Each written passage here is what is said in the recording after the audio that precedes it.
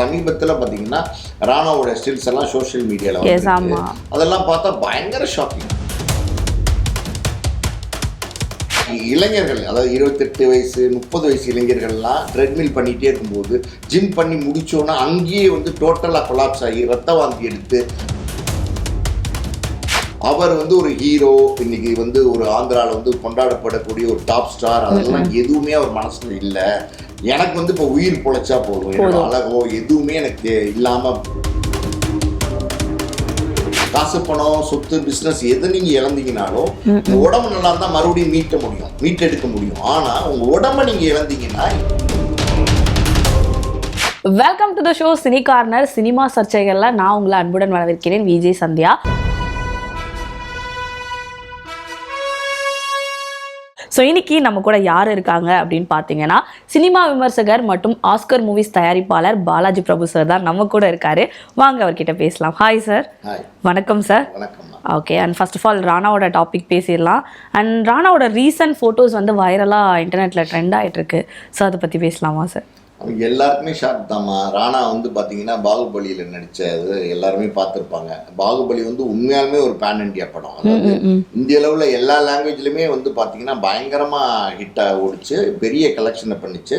பாகுபலி அப்படின்னா உண்மையிலுமே பெரிய ஸ்டாண்டர்ட், இந்தியன் ஸ்டாண்டர்டில் பாகுபலியை தெரியாதவங்க யாருமே இருக்க மாட்டாங்க இந்தியன் சினிமாவில். அந்த அளவுக்கு ஒரு முக்கியமான படத்தில் பார்த்தீங்கன்னா ராணா வந்து ஒரு பவர்ஃபுல்லான வில்லனாக நடிச்சிருப்பார். அந்த பல்வாள் தேவன் அந்த கேரக்டர், அவர் பார்த்தீங்கன்னா ஆளே பயங்கர பாடி பில்டடாக, பயங்கர ஹெஃப்டியாக, அவர் வந்து அந்த ஸ்க்ரீனில் நிற்கும் போதே மொத்த ஸ்க்ரீனே அவர் ஆக்குபை பண்ண மாதிரி இருக்கும். அந்த அளவுக்கு வந்து ஒரு பார்க்கறதுக்கு வந்து ரொம்ப ஜெய்ஜாண்டிக்கா வந்து அர்ஜுனபாகுவா ஒரு மாதிரி அப்படி ஒரு டைட் லுக்கில் இருப்பார் இல்லையா. அவர் வந்து அந்த படத்தில் நடிச்சதுக்கப்புறம் இப்போ சமீபத்தில் பார்த்தீங்கன்னா ராணாவோட ஸ்டில்ஸ் எல்லாம் சோஷியல் மீடியாவில் அதெல்லாம் பார்த்தா பயங்கர ஷாக்கிங். அதாவது ரொம்ப ஷாக்கிங். அந்த ராணாவா இது அப்படிங்கிற அளவுக்கு பார்த்தீங்கன்னா ஆளே அப்படியே உடஞ்சு போயிட்டார். எனக்கு தெரிஞ்சு பாகுபலி நேரத்தில் அவர் வந்து 120 கிலோ வந்து அவர் உடம்பு வந்து தயார் பண்ணியிருக்காரு.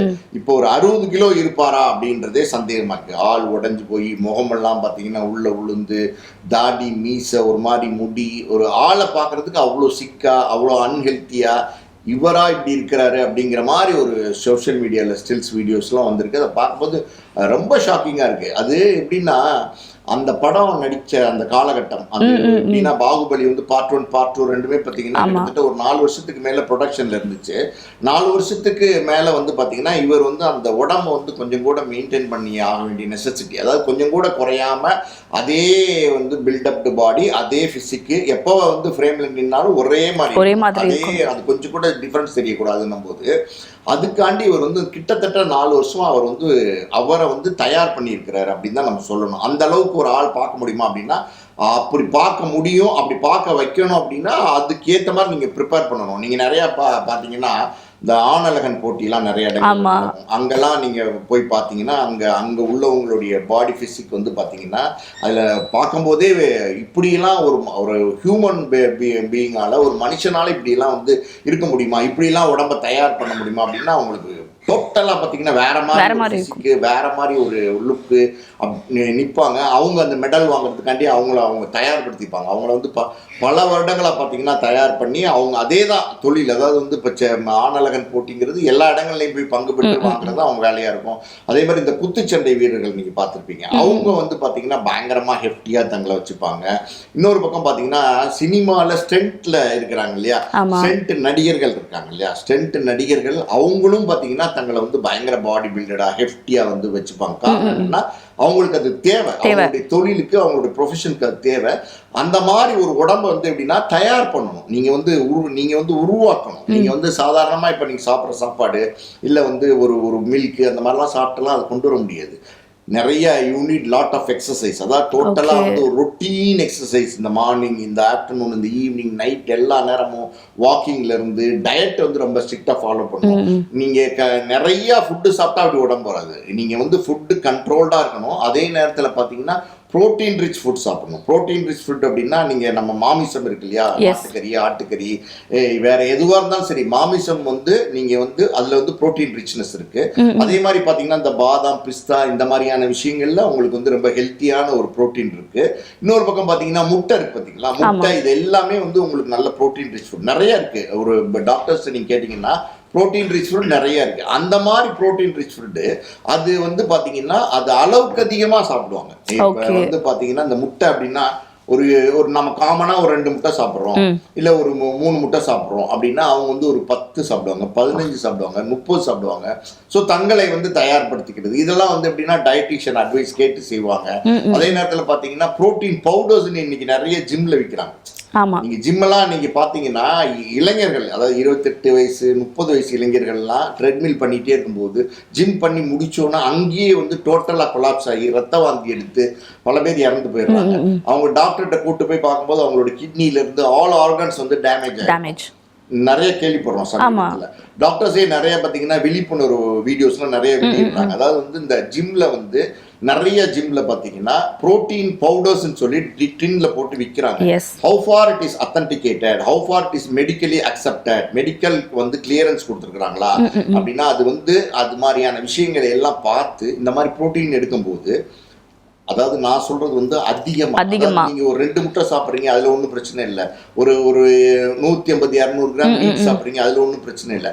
அதிகமான புரோட்டீன்ஸை நீங்க உங்களுடைய உடம்பை தயார் பண்ணி பில்ட் பண்ணி ஒரு ஷேப்ல கொண்டு வரணுங்கிறதுக்காண்டி பயன்படுத்தும் போது ஏதோ ஒரு காரணத்துக்காண்டி நான் சொன்ன மாதிரி பாத்தீங்கன்னா இந்த படத்துல நடிக்கிறதுக்காண்டியோ இல்ல வந்து ஆணழகன் போட்டிக்காண்டியோ குத்துச்சண்டை வீரரா இருக்கிறதுக்கோ இல்ல ஸ்டென்ட் நடிகர்களா இருக்கிறதுக்கோ இது ஏதோ ஒண்ணு வந்து நீங்க பண்றீங்க அப்படின்னா you have to take proper advice. டாக்டர்ஸ்னுடைய கன்சல்டேஷனோட டயட்டீஷியனோட கன்சல்டேஷனோட இதெல்லாம் நீங்க சாப்பிட்டீங்கன்னா you may not face side effects. இது எல்லாமே வந்து எப்படின்னா ஒரு காலகட்டத்தில் உங்களை வந்து நீங்க புஷ்டிப்பா வச்சிருக்கும் போது அந்த நேரத்துல ஏதாவது சைடு எஃபெக்ட் வருமா, ஏதாவது உங்களுக்கு வந்து சிமிட்டம் தெரியுமா, ஏதாவது வந்து உங்களுக்கு பாடியில நெகட்டிவிட்டி தெரியுமா அப்படின்னா எதுவுமே தெரியாது. உங்களுக்கு இன்னும் ஹெல்த்தியா ஃபீல் பண்ணுவீங்க. நீங்க அப்படி உட்கார்ந்துருக்கும் போது மற்றவங்க பார்க்கும்போது எப்படி இருக்காரு பாரு அப்படின்னும் போது அதுவே உங்களுக்கு என்னன்னா இன்னும் உங்களுக்கு பூஸ்ட் மாதிரி இருக்கும். நம்ம நல்லா இருக்கும்னு நினைச்சு தயார் பண்ணிட்டே இருப்பீங்க. அப்படித்தான் எனக்கு தெரிஞ்சு ராணா வந்து ஹஸ் டேக்கன் புரோட்டீன் பவுடர்ஸ் நினைக்கிறேன் without the consultation of the doctor. அதாவது அளவுக்கு அதிகமா புரோட்டீன் எடுத்துக்க கூடாது. It is not healthy for the human body. Protein is necessity, protein தேவைதான். ஆனா அது அளவுக்கு அதிகமா போகும்போது கிட்னி வந்து எப்படின்னா அந்த ஃபங்க்ஷன் வந்து ஓவரா வந்து ஃபங்க்ஷன் பண்ண வேண்டி இருக்கும். அப்ப கிட்னியினுடைய ஃபங்க்ஷன் வந்து தடுமாற ஆரம்பிக்கும். அதிகமா வந்து புரோட்டீன் வந்து ஃபில்டர் பண்ணி வெளியில அனுப்ப முடியாமல்லாம் போகும்போது என்னன்னா அந்த மாதிரி ஒரு ஃபெயிலியர்ஸ் வரும். இன்னொரு பக்கம் பார்த்தீங்கன்னா ராணாலாம் எனக்கு தெரிஞ்சு ஸ்டெராய்டு இன்ஜெக்ஷன்ஸ் எடுத்துக்கிறதுக்கான வாய்ப்பு இருக்கு. ஆமா, எல்லாருமே அது யூஸ் பண்றாங்கன்ற ஒரு வைரலா சமீபத்துல போயிடுச்சா. ஸ்டெராய்டு எல்லாம் எப்படின்னா it is a medicine which is used for treating some diseases which cannot be curable. அதுல வந்து உங்களுக்கு அதாவது பெர்மனன்ட் கியூர் வந்து சில வியாதிகளுக்கு கிடைக்காது. சில பெயினுக்கு சில மாதிரியான வியாதிகளுக்கு மெடிக்கலாக மாத்திரையை வச்சோ இல்லை இன்ஜெக்ஷன்ஸ் வச்சோ உங்களுக்கு பெர்மனண்டான கியூர் கொடுக்க முடியாது. You have to give steroid அப்படிங்கிற மாதிரி சில சிச்சுவேஷன்ஸ் இருக்கும். அந்த ஸ்டெராய்டு மாத்திரைகள் அந்த ஸ்டெராய்டு இன்ஜெக்ஷன்ஸுக்கு தான் பார்த்தீங்கன்னா அந்த ட்ரக்குக்கு தான் அந்த வியாதி வந்து கட்டுக்குள்ளே கொண்டு வர முடியும், அதாவது கண்ட்ரோலுக்குள்ளே கொண்டு வர முடியும். அப்படி இருக்கும்போது ஒரு சில விஷயங்களுக்கு டாக்டர்ஸ் வந்து ஸ்டெராய்டு இன்ஜெக்ஷன்ஸோ இல்லை ஸ்டெராய்டு டேப்லெட்ஸோ ப்ரிஸ்கிரைப் பண்ணுவாங்க.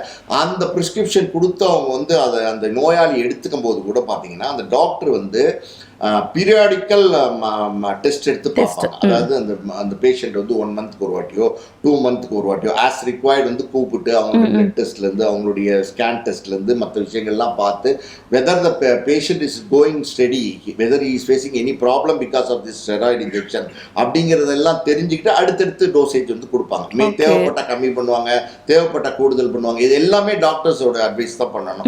ஸோ இது எல்லாமே வந்து ஒரு படத்தில் நடிக்கணும், ஒன்றும் இல்லை ராணாவே எடுத்துக்கலாமே.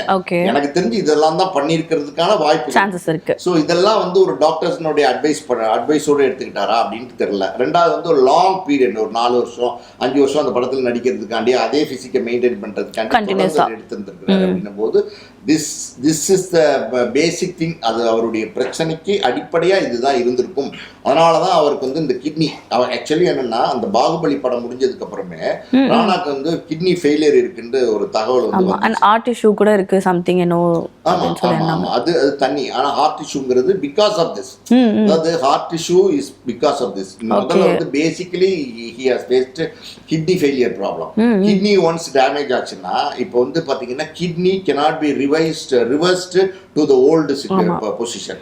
பல நோய்கள் வந்து பார்த்தீங்கன்னா இப்போ ஒரு லிவரில் ஒரு ப்ராப்ளம், லிவரில் ஒரு செட்பேக்கு, இல்லை லிவரில் ஒரு பகுதி வந்து கெட்டு போச்சு அப்படின்னா நீங்கள் கெட்டு போன பகுதியை நீக்கிட்டா கூட கொஞ்சோண்டு லிவர் நீங்கள் வச்சு விட்டுட்டீங்கன்னா கூட it will grow again to the normal position. அது லிவருக்குள்ள அது புதுசாக, அதாவது அற்புதமான ஒரு உறுப்பு அப்படின்னா மனுஷ உறுப்புல லிவர். ஸோ அது ஒரு சில விஷயங்கள் நம்ம வந்து சரி பண்ணிக்க முடியும். ஆனால் கிட்னியை பொறுத்த வரைக்கும் எப்படின்னா ஒன்ஸ் வந்து அது வந்து ஃபங்க்ஷன் ட்ராப் ஆக ஆரம்பிச்சிருச்சு அப்படின்னா அந்த கிரியாட்டினின், யூரியா இதெல்லாம் வந்து இன்க்ரீஸ் ஆகிடும் லெவல். அப்படி இன்க்ரீஸ் ஆக ஆரம்பிச்சிருச்சு அப்படின்னா நீங்கள் பழைய நிலைமைக்கு வந்து அதை வந்து டோட்டலாகவே ரிவர்ஸ் பண்ண முடியாது. ஆனால் அதை என்ன பண்ண முடியும் அப்படின்னா அது மறுபடியும் வந்து ட்ராப் ஆகி ஃபெயிலியர் அப்படிங்கிற ஸ்டேஜுக்கு வராமல் மெயின்டைன் பண்றதுக்கு சில மெடிசன்ஸ், சில டயட் இதெல்லாம் ஃபாலோ பண்ணா நீங்க வந்து பண்ணலாம். ஸோ அப்படிதான் எனக்கு தெரிஞ்சு பாத்தீங்கன்னா கிட்னி வந்து ராணா ப்ராப்ளம் வந்து அது கொஞ்சம் கொஞ்சமா வந்து டோட்டலாவே கிட்னி செயலிழப்பு ஏற்பட்டு அவர் அமெரிக்கா போயிருக்காரு. இந்த கிட்னி செயலிழப்பு அப்படின்னும் போது பாத்தீங்கன்னா உங்களுக்கு மற்ற உறுப்புகள்லயும் நிறைய பிரச்சனைகள் வரும். ஏன்னா வந்து உங்களுக்கு உப்பு சத்து ஜாஸ்தியாகும். உப்பு சத்து ஜாஸ்தி ஆச்சுன்னா உங்களுக்கு வந்து பிபி, அதாவது பிளட் ப்ரெஷர் ரொம்ப ரைஸ் ஆச்சுன்னா உங்களுக்கு வந்து பிரெயின்ல இருக்கிற நர்வ்ஸோ இல்ல ஹார்ட்ல இருக்கிற நர்வ்ஸோ இல்ல பாடியில் இருக்கிற மற்ற நர்வ்ஸோ கூட பார்த்தீங்கன்னா இது வந்து உங்களுக்கு வந்து டேமேஜ் நர்வ்ஸை. எப்போவுமே பிளட் ப்ரெஷர், அதாவது வந்து ரத்தம் வந்து சீராக இருக்கணும், ரத்த ஓட்டம் வந்து சீராக இருந்தால் தான் நம்ம அதை வந்து சரியாக எல்லா பாகங்களும் இயங்க முடியும். அந்த வகையில் தான் பார்த்தீங்கன்னா கிட்னி ஃபெயிலியர் லீட் பண்ணியிருக்கு ஹார்ட் டிசீஸ்க்கு. ஸோ இது எல்லாமே பார்த்தீங்கன்னா வந்து அமெரிக்காவில் போய் கிட்டத்தட்ட 1 இயர் எனக்கு தெரிஞ்சு ராணா கொடுத்துருக்கிற பேட்டிகள்லாம் பார்த்தா சாவின் விளிம்ப நெருங்கி வந்திருக்காரு. பல படங்கள் அவர் சைன் பண்ண படங்கள், நடிக்க வேண்டிய படங்கள், ஹீரோவா எல்லாத்தோடைய பணத்தை அட்வான்ஸ் எல்லாம் அவர் திருப்பி கொடுத்துருக்கிறாரு. அவர் வந்து ஒரு ஹீரோ, இன்னைக்கு வந்து ஒரு ஆந்திராவில் வந்து கொண்டாடப்படக்கூடிய ஒரு டாப் ஸ்டார், அதெல்லாம் எதுவுமே அவர் மனசுல இல்லை. எனக்கு வந்து இப்போ உயிர் பொழைச்சா போதும், என்னோட அழகோ எதுவுமே எனக்கு இல்லாமல் எனக்கு வந்து பொழைச்சா போதுங்கிற ஒரு மனநிலை தான் இருந்துச்சு அப்படிங்கிறது வந்து ராணா வந்து சொல்லியிருக்காரு. ஸோ இந்த கிட்னி ப்ராப்ளம், ஹார்ட் ப்ராப்ளம் எல்லாத்தையும் சரி பண்ணி இன்னைக்கு மறுபடியும் வந்திருக்காரு.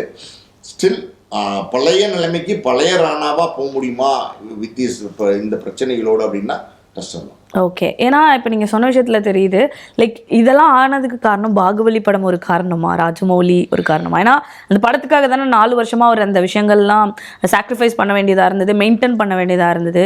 ஸோ அவர் ஒரு கட்டத்தில் மேபி பாகுபலி படத்தால் தான் நான் இவ்வளோ ஃபேஸ் பண்ணேன்ற மாதிரி சில இடத்துல சொன்ன மாதிரி சொன்னாங்க. ஸோ அதை பற்றி என்ன நினைக்கிறீங்க? அது ஒரு விஷயம் ரொம்ப கிளியராக நம்ம தெரிஞ்சுக்க வேண்டியது, ஒரு ஹியூமன் பாடி அது எந்த நேரத்தில் எந்த செட்பேக் வரும், என்ன பிரச்சனை வரும் அப்படின்னு யாராலையுமே சொல்ல முடியாது. எந்த தப்புமே நம்ம செஞ்சிருக்க மாட்டோம். ஆனா வந்து பாத்தீங்கன்னா நமக்கு ஒரு ஹார்ட் ப்ராப்ளம் வரலாம், ஒரு லங் ப்ராப்ளம் வரலாம், ஒரு கிட்னி ப்ராப்ளம் வரலாம், லிவர் வந்து ஃபெயிலியர் ஆகலாம், something what ever it may be. ஏன்னா அது வந்து யாராலையுமே கணிக்க முடியாது, அது தனி. ஆனா வந்து பாத்தீங்கன்னா இந்த ராணா அப்படின்னும் போது ஒரு 4 வருஷம் பாகுபலியில அவருடைய ஸ்கிரீன் அப்பியரன்ஸ் நம்ம பார்த்தாலே சொல்ல முடியும்.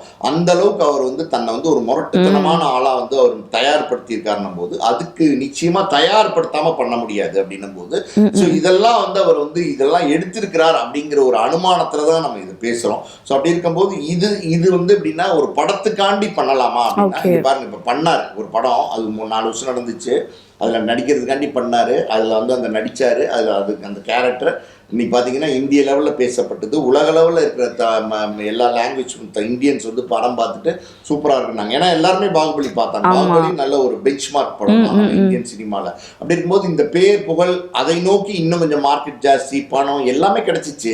ஆனால் அவங்களுடைய ஹெல்த் ட்ராப் ஆயிடுச்சு. ஸோ உங்களுக்கு வந்து சினிமா அப்படின்னும் போது கடைசியாக நீங்கள் பார்த்தீங்கன்னா செல்லுலாய்டில் வர விஷயங்கள், ஸ்க்ரீனில் வர விஷயங்கள் எல்லாமே பொய்யான விஷயங்கள் தான், எதுவுமே உண்மை கிடையாது. ஏதாவது உண்மையா? இல்ல, it is not at all true அப்படின்னும் அந்த ஒரு ஃபால்ஸ் பொய்யான ஒரு விஷயத்துக்காண்டி நீங்க உங்களை இந்த அளவுக்கு நீங்க தயார்படுத்தி பண்ணும்போது உங்களுடைய ஹெல்த்தை நீங்க டிராப் பண்றீங்க. நீங்க இந்த உலகத்திலேயே வந்து ரொம்ப வேல்யூபிள் என்னன்னா பணம், காசு, வீடு, வாசல், ஸ்விம்மிங் பூலோட பங்களா, லேட்டஸ்ட் ஃபாரின் கார்ஸ் இதெல்லாம் கிடையாது. ஓகே, உங்களுடைய வெல்த், உங்களுடைய ஹெல்த்.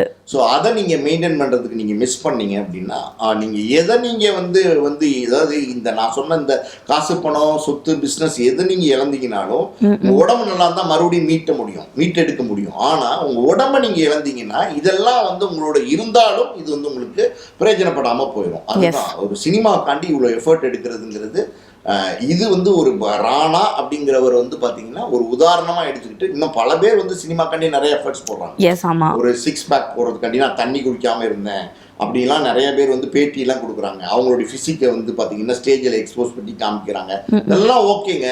அதை வந்து நீங்கள் வந்து ஸ்டேஜில் சொல்லும் போது என்ன ஆகும்னா ஒரு நடிகனை நிறைய பேர் ஃபாலோ பண்ணுறாங்க. இன்னைக்கு நடிகனை ஃபாலோ பண்ணுறதுக்கு ஒரு பெரிய கூட்டம் இருக்குது. ஒரு நடிகன் அவன் நல்லவனா கெட்டவனா அப்படிங்கிறதெல்லாம் மீறி திரையில் வர அவனை பார்த்து ஃபாலோ பண்ணுறதுக்கு, அவனை ஹீரோவாக நினச்சி ஃபாலோ பண்ணுறதுக்கு ஒரு பெரிய கூட்டம் இருக்கணும்.